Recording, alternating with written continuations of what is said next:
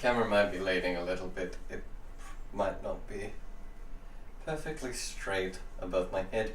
This is, I'm doing a vlog type thing.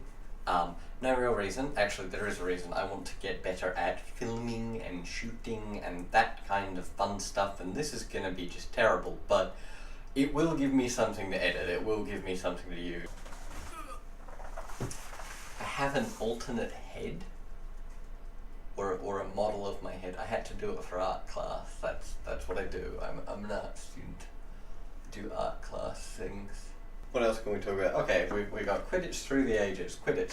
I don't want to talk about Quidditch, but I do want to talk about Harry Potter, which is what all of this is. Harry Potter is a really good series. There are problems with it. There's like fundamental, particularly in the later books, fundamental structural issues in the text. Largely revolving around, I think, some sort of changes that were made. Specifically, the decision not to kill Arthur Weasley. Arthur Weasley, to my mind, should have died. His death was, from my understanding, planned fairly early on, was going to be a big thing, but at the end of the day, J.K. Rowling was like, I love him too much, I don't want to kill him, I'll kill Sirius instead. Now the problem with this is alright, so you've killed another parent figure for Harry. Great. Harry is already going to have 3 in the course of the series. 3 dead parents. So Sirius is just a 4th, so it doesn't actually add that much to the tension. Flip side of this, Arthur Weasley dies. What happens?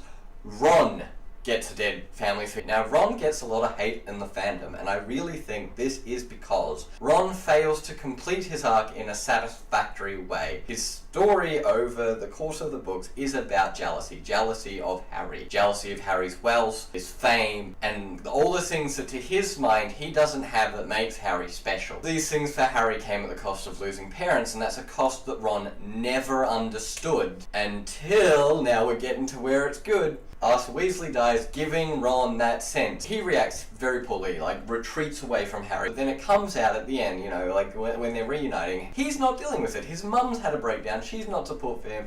Everyone else in his family is wrapped up in their own grief. He has just been pushed aside. He's at the lowest point, and he turns to Harry and he goes, Harry, how do you deal with it? How do you stand losing a parent? I've only lost one and it's killing me. How have you dealt with it all this time? I finally understand where you're coming from. And they reunite over that, and that, going into the final book as their reunited friendship, put back together again, and through the power of that friendship in the final book, that's what makes Ron not leave the group.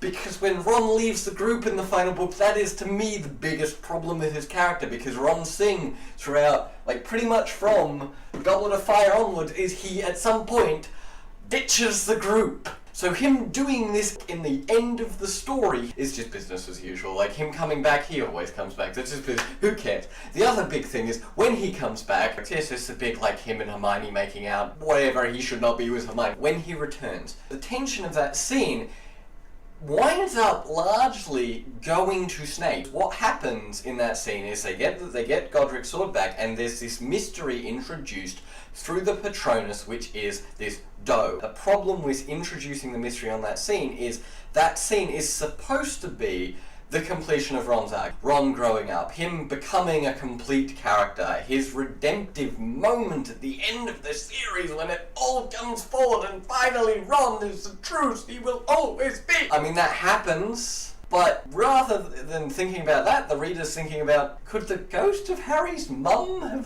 have shown him where Gryffindor's sword is? That doesn't make a lot of sense. Or, you know, if you've read it before, you know exactly what's happening. Or if you're, like, the wrong kind of person, you read it and go, oh, that's really obvious what's happening, and I'm terribly bored.